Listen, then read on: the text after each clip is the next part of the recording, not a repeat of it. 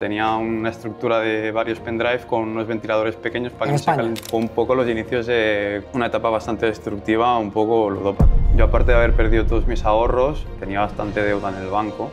Mis primeras 9 cuentas de fondeo las perdí todas. Si haces esto por dinero y por necesidad, no entres, o sea, huye de este sector.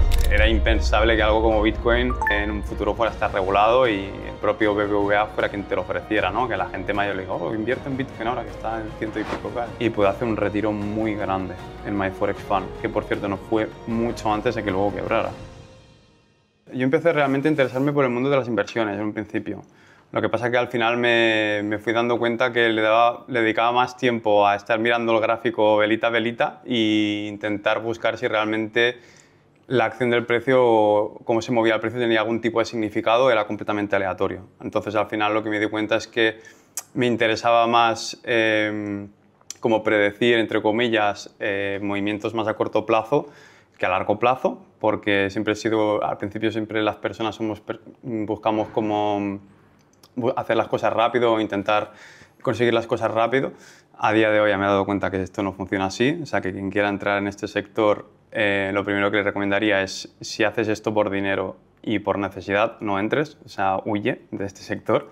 Pero también tiene cosas muy bonitas y al final pienso que poco a poco el sector también va mejorando con los años y cada vez hay más información de calidad y más gente de calidad en redes. O sea, ¿cómo ha sido tu paso de no saber nada del trading? Porque un momento que ni sabrías de este sector. Exacto. ¿Cómo conoces el sector del trading y cómo decides entrar en él? Realmente ha sido... yo no me levanté una mañana y dije, voy a ser trader. Obvio. La verdad que eso nunca se me había pasado por la cabeza. Pero pues es lo que te digo, poco a poco pues, fui sintiendo la necesidad como de tener unos ahorros o poder ganar algo de dinero extra. Y también fue bastante con el tema de las cripto que inicié, ¿vale? Como mucha gente de aquí. Piensa que yo la primera vez que escuché Bitcoin, mala suerte la mía, no haber estado invertido en Bitcoin desde hace tantos años, pero fue porque conocí a un amigo. ¿En qué año fue? Fue en 2019, creo, vale. 2019 2018, no lo recuerdo bien. Pero yo me acuerdo que lo conocí por un amigo argentino que tengo en mi pueblo, hola, que minaba Bitcoin con pendrives. O sea, tenía una estructura de varios pendrives con unos ventiladores pequeños para que se calentaran. Sí, en España. No pagaba electricidad. Bueno, estaba en casa de sus padres por las épocas que eran, la verdad que eran buenos tiempos, pero en ese momento me acuerdo que vendimos Bitcoin, bueno, no voy a decir el precio porque es irrisorio, pero a día de hoy nos arrepentimos bastante. O sea, invertiste en, bueno, minaste Bitcoin. Sí, pero el hash rate era minúsculo, o sea, tenías Bitcoin y vendiste. Sí. Eso es por no tener formación. Sí, por no tener formación o por realmente no saber el potencial que tenía el activo. Que a ver, que ahora a largo plazo es muy fácil decirlo, ostras, sí, ¿por qué total, no? Total, pero en ese momento era impensable que algo como Bitcoin en un futuro fuera a estar regulado y el propio BBVA fuera quien te lo ofreciera, ¿no? Que la gente mayor le diga, oh, invierte en Bitcoin ahora que está en 100 y pico K. Entonces, conoces Bitcoin 2018-2019, es tu primer contacto con las inversiones, sí. Y a partir de ahí ves que hay un activo que te da un dinero. Sí, realmente es que han pasado muchos años, ¿no? Han pasado muchos años y tampoco sabría decirte en el punto que tuve como una inflexión, porque yo cuando empecé a operar no conocía ni las cuentas de fondeo. Yo estuve 3 años operando con capital propio. En esa época no era el boom, no hablaba nadie de eso. No, exactamente. O sea, creo que sí que existían, pero sí, para entonces... Pues, 2014 FTMO ya estaba. Pues aquí en España, que yo sepa, nadie las conocía. Y la verdad que fue bastante interesante porque el primer año con capital propio fue rentable. O sea, ¿sí? Sí. Lo que pasa es que lo jodido viene después, porque luego vienen muchas cosas jodidas. Cuando ganas muy rápido, no fue muy rápido, porque realmente era con capital propio, era una cuenta de $3.000 en un broker, ¿no? Que no estaba regulado, por cierto. No estaba regulado, pero era en un broker y pues yo solo arriesgaba 25 o 50 euros por idea operativa y fue un año que con 50 y pico trades, más rollo swing, más como inversión a largo plazo, y la verdad que me funcionó muy bien. Entonces, Un año y medio después o 2 años después fue cuando conocí el tema de los fondeos y yo pensaba que podría replicarlo de la operativa de mi cuenta normal a fondeos. Y fue un poco los inicios de como mi etapa más destructiva como persona, porque la verdad que ¿Por qué? lo pasé bastante mal. O sea, La pasé, época de fondeos. sí, yo lo pasé muy mal. Yo me acuerdo que para entonces, esto debe hacer ya 4 años, más de 4 años,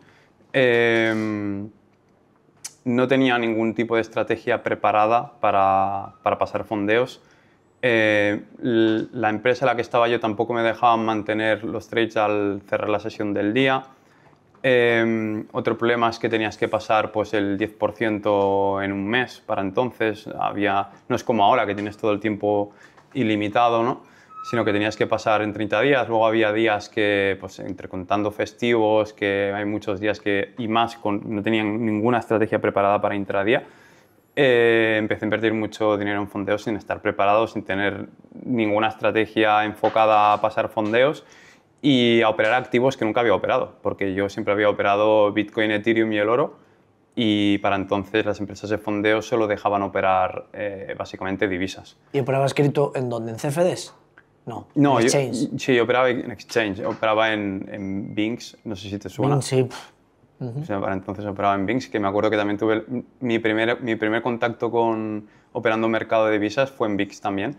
O sea, operando los derivados que tenían de euro USD. Me acuerdo que podías operar hasta el DXY. O sea, pero bueno, no se reflejaba bien luego en el gráfico y habían bastantes spreads bastante grandes y de vez en cuando pasaban cosas. Pero la verdad que bueno, es una etapa que recuerdo muy bonita de mi vida y luego cuando empecé con los fondeos, la verdad que empecé a invertir bastante dinero en fondeo y no solo perdí todo lo que había ganado, porque gané muy poco. Me acuerdo que pasé de la cuenta de 3.000 a pasé a 4.200, una cosa así. Y era el dinero que yo tenía, es el único dinero que tenía yo. ¿Tus ahorros? Sí, mis ahorros. Y lo perdí todo, o sea, perdí todo lo que había ganado, más todo lo que tenía, porque luego esos 3.000 que me quedé, luego de haber perdido las ganancias, luego invertí todo. Y yo mis primeras 9 cuentas de fondeo las suspendí todas. Y para entonces eran lo compraba todo cuentas de 100. Para entonces los exámenes también eran mucho más caros, costaban alrededor de $750, $800.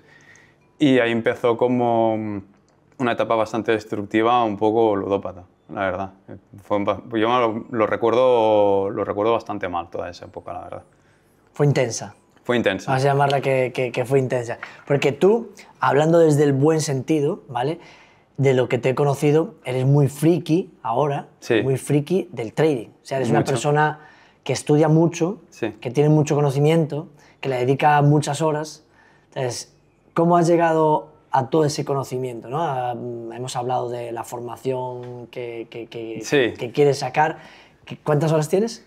Ahora mismo tengo más de 400 horas de contenido y Una tengo locura. más de 7.000 PDFs, o sea, tengo más de 7.000 diapositivas de Canva. Cada estrategia tiene pues unas 200 diapositivas con sus 40 horas respectivas, más luego todas las horas prácticas que hay de las operativas en directo que se graban o de los análisis que hacemos post Eso operativa. no ha salido aún.